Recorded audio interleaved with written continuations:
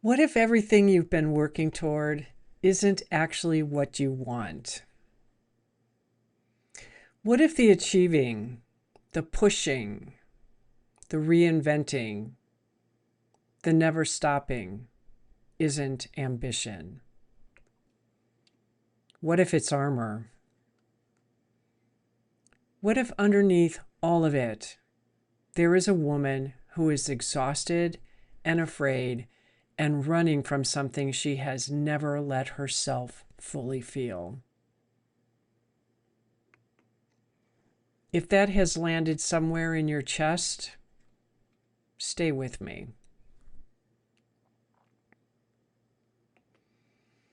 Because today we're going to talk about when success stops being a dream and starts being a survival strategy. Think about your biggest accomplishment, the one that took the most out of you, the one you worked the hardest for, the one that when you finally achieved it, should have felt like something. How did it feel?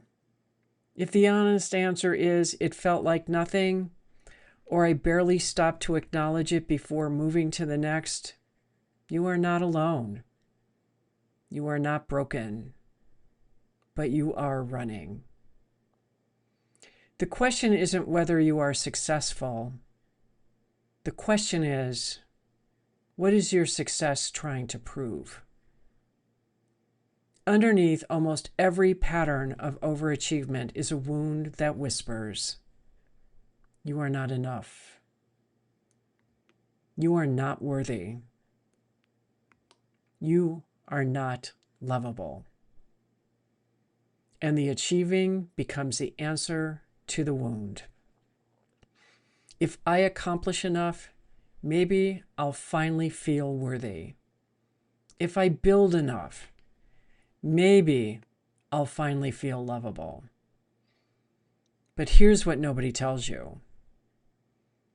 No accomplishment can reach the wound because the wound isn't in the resume.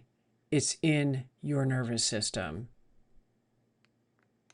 It's in the little girl who learned that who she wasn't safe to show. The achieving keeps you moving, but it never takes you home. What are your accomplishments trying to prove? And to whom?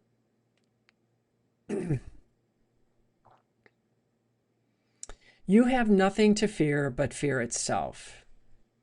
And how that engine became, when that became my driving engine,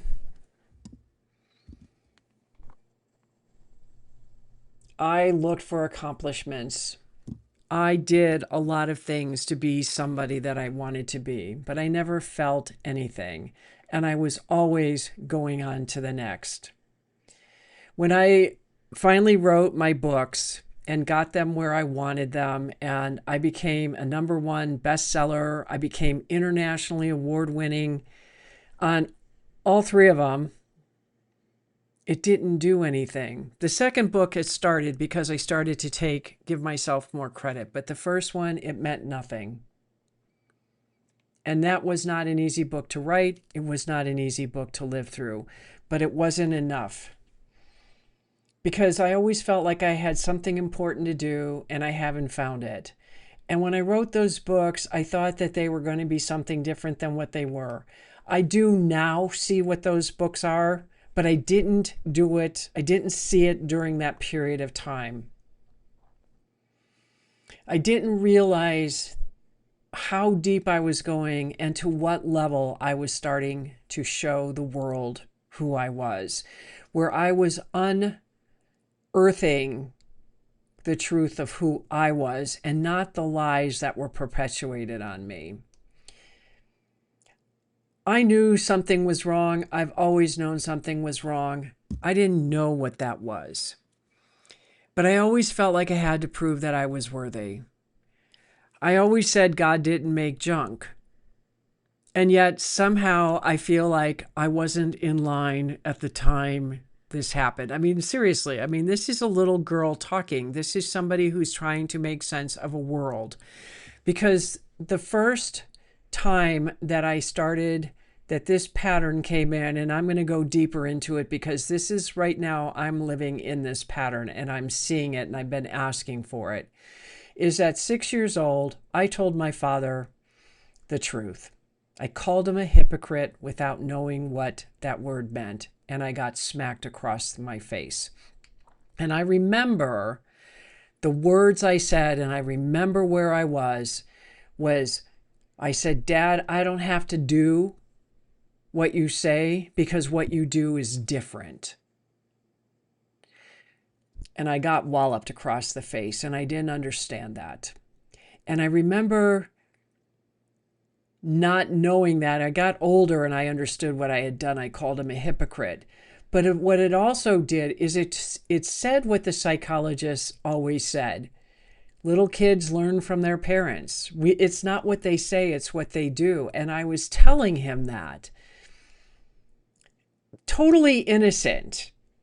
Totally innocent.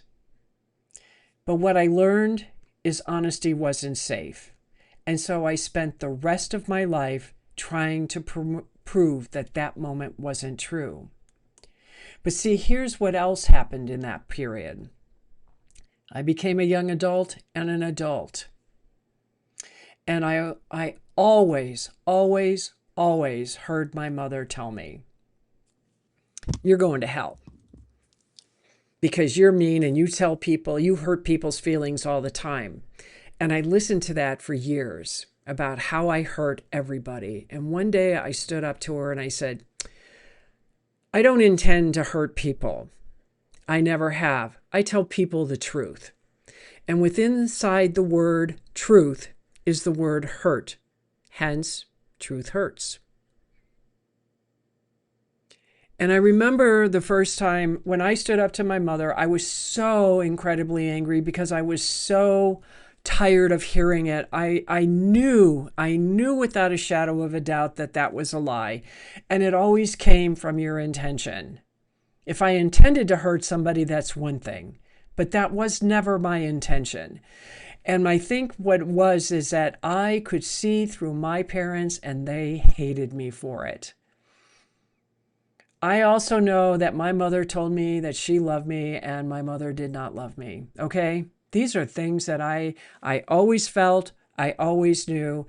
And when that woman died, she proved that I was right my whole life.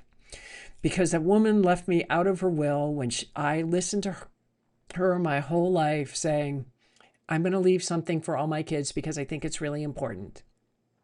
And she very intentionally and deliberately kept me out of her will. And I remember when I stared at that will the day that I buried her, and I just realized I was never loved. That woman really hated me for whatever reason. I didn't know why. I didn't care anymore. It just hurt. And I walked away from my family at that moment. I was like, I'm done. I don't know who you people are. I do not understand what's going on with the death of this woman. The woman was crazy. I don't know who you are. We didn't learn this. And Spirit had to tell me, no, you didn't learn this because you're not them. You were never them. And this is all in my books. And this is a best-selling, award-winning book. This is the pain that I went through. This is what we go through when we wake up and start remembering. And that should have been enough for me to be able to say, wow, I really did something. But see, what happened is I felt nothing because I never felt worthy. The underlying of unworthiness is unlovable. But see, I resolved that. But I never got through the unworthiness part. I never felt like I was good enough. I never knew why, because every time I stood up for myself in my life, people had an issue. I walked around my life staying silent I didn't know how to speak in my 20s. I really didn't. I knew how to vomit emotion, but I didn't know how to do anything else. I was so full of anger and so full of rage, and I wanted people to leave me alone because I could not take any more pain. And being an empath, I was taking on even more, and the world wasn't even fully crazy yet. It was getting there, but it wasn't there yet. And I remember I had to release the rage, and I had to find what that rage was. And I've been asking because I've been feeling a block, and I did a couple of things this week, or no, it was last week. I did breath work, and I couldn't hear anything the woman said. I just was breathing. That's all I could hear because the music was too loud. And it was okay because I also know that spirit has a tendency to blind my ears if they want me to have a solo experience. And apparently that's what they did because everyone could hear this woman fine except for me. So I realized that spirit put their hands over my ears. And there were 3 cards that came up that she read from. I don't know who the first 2 were, but I did hear the Archangel Michael. I did hear it was the root chakra, and I heard it was a block. And I'm like, okay, well, that explains a lot of what I've been experiencing and feeling at that moment. And so I kept asking my body, what is going on with you? What is it? What am I blocked from? And today it was driven home because today I remembered my mother telling me how I was going to hell. And I heard that almost every single day of my life for years. And the Tasmanian devil came out for that moment. You know, I do my thing because I had to release the emotion. And it made sense to me, and it brought tears to my eyes because then I go into a nonviolent communication webinar, meeting, whatever it was, and it goes further. Because the gentleman I was with, we talked about Catholic school and how the nuns and the priests and all this. I'm like, oh my God. And all I saw was just the layering and the layering and the layering of you're not allowed to speak up. You're not allowed to share anything. We don't want to hear anything you have to say. And I interpreted it as I'm unlovable, I'm unworthy, and I don't even know why I'm here. And then I wondered, why am I suicidal? Because what I have is way beyond post-traumatic stress syndrome because this was repeated to me my entire life until I hit my 30s and I told my mother that if she didn't stop, she would never see me again. And she knew I meant it. And I did mean it because I was done. I couldn't take any more pain on. And so I continued to persevere. And everybody always had issues about my anger. And I'm like, well, I don't know why you're saying that because I'm fine with my anger. My anger kept me alive. My anger kept me moving forward. But it wasn't anger, it was rage. But see, when I wasn't angry or raging and people are saying you have a lot of anger, and I would just look at them and say, yeah, so what's your point? I'm not showing it, so what are you hiding in your anger? Because it was easier to point the finger than to look at themselves, because I was a mirror, as all people are mirrors to us. And I had to I kept moving. I didn't take any anger on. It was like, wow, people really have issues with me. Boy, and I'm still here. And I didn't want to continue living out of rage and anger, and in spite of it all, I wanted to find another way to be okay in my body, with my life, and start recognizing that I am a good person and that I am valuable and I have something to say. And I just kept moving through my life and just kept going deeper and deeper. I watched the anger and rage release. It's not all gone. It probably will never be all gone, but I am releasing a lot. And what I was at 20 to where I am today is night and day. And when people still try to tell me that I'm not allowed to say anything, or even if I'm being crystal clear and they're choosing not to hear it, I'm going to say something because I have a right to say it. And I'm not going to be blamed for something that somebody else starts, but I will finish it and I will end it. And I will do my best not to hurt your feelings, but you want to keep pushing, I will push back. Because we as women don't push back. I know that when it comes to men, a lot of times I still believe everything they say and know it's bullshit. And yet I do it anyways. And I realize this and I'm learning to stop doing that. Because we as women were conditioned and trained to listen to a man and we were subservient to them. And no, we are not. No, we are not. We are different from men. We are not above them. We are not below them. We are different. We are supposed to be complementary to our partner. And yet, for some reason, we still take the role. We're supposed to do it. We're the caregivers. We're supposed to provide for the families. Man doesn't want to be in the family anymore. The woman gets stuck with the kids because that's what she does as a mother.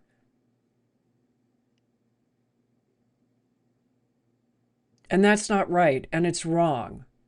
And that's our society. And I blame our society for a lot of that. I don't know when we went wrong. I don't know why we went wrong, but we chose to go wrong, and that's what it is. But I wanted my life to be different. I wanted to set a different example. I wanted to live differently than everyone else. And so I found Mary Morrissey, and I found David Baer. And with David Baer, he had the whole human framework. And I was working on my unworthiness, and I realized that the core wound was really deeper. It was, I am unlovable. And I worked through it. And I started to see the pattern when I would spiral out. So I could stop the spiral because that was making me crazy. And so if I could stop the spiral, I could stop that and I can start shifting and growing. And it was a huge answer for what I was looking for at that time. And then the day came when Sal was injured from work and I was trying to help him. And after 2 weeks, I couldn't do anything and I felt helpless. I felt unworthy. I felt like I should be able to do this because that's what women do. And there was nothing I could do. So I collapsed into tears. And he came into the bedroom and he got on the bed and he just held me. And I was just sobbing. And I told him, I feel like a failure. And the moment those words came out, the voice in my head said, you are anything but a failure. At that moment, I saw all of my accomplishments at once, not as proof of being worthy, but as evidence of who I already am. And that realization, I knew that Sal had to do this alone. That was the moment I stopped confusing love with control. That was the moment that I finally came home. A paradigm is a belief so deeply embedded that it feels like fact. I am not enough. I have to earn love. My worth is tied to my productivity. These aren't truths. They are paradigms. And paradigms can be questioned and proven wrong. So here's the practice. Write down one belief that drives your achieving. Something like, I have to do blank to be worthy.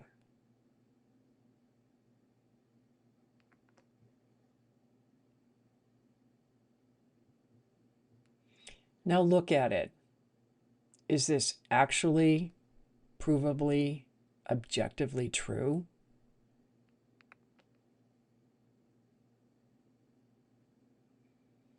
Write down 3 pieces of evidence that prove it wrong.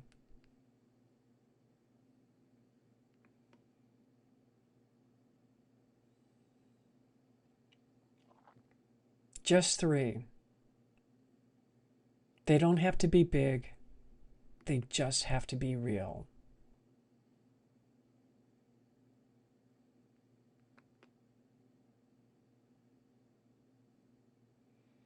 Because the moment you can see one crack in the paradigm, the light gets in. And paradigms that have light in them cannot hold the same power over you.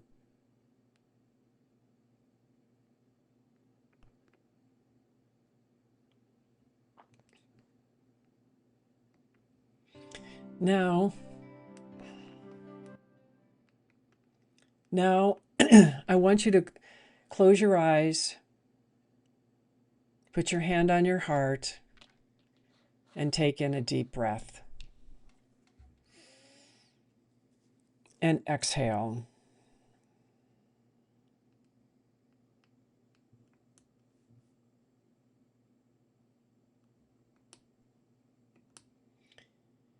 Bring to mind the version of you that achieves. The one who pushes, who proves, who never stops.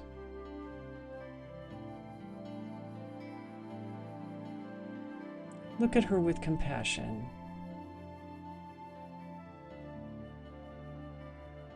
She has been working so hard for so long, trying to earn something that was never actually in question. Now bring to mind the version of you underneath all of that. The one who just wants to rest, who just wants to be loved, who just wants to know, I am enough exactly as I am.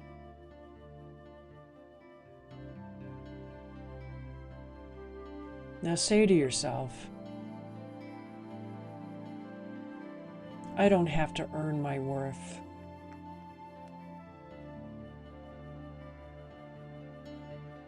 I don't have to prove my value.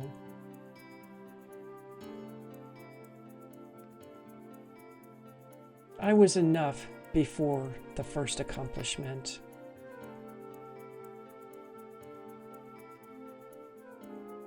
And I am enough right now.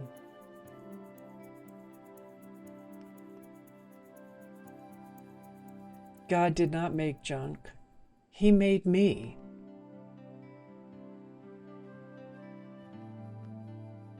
Take in one long breath and let it go.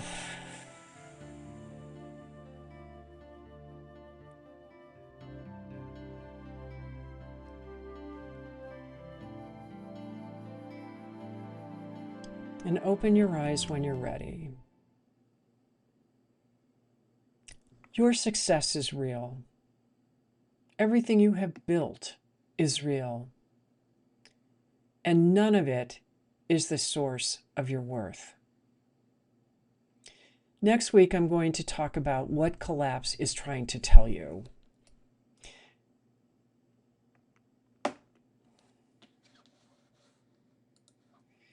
Come check out the I Am the Light Sanctuary for 7 days to see if this is a fit. No pressure. Maybe this is what you've been looking for, so you can finally let down your hair. The link will be in the show notes. Thank you for watching. And if you want to be notified when my next video drops, subscribe to the channel and you won't miss another episode. I am Kathleen Flanagan. You don't have to carry this alone.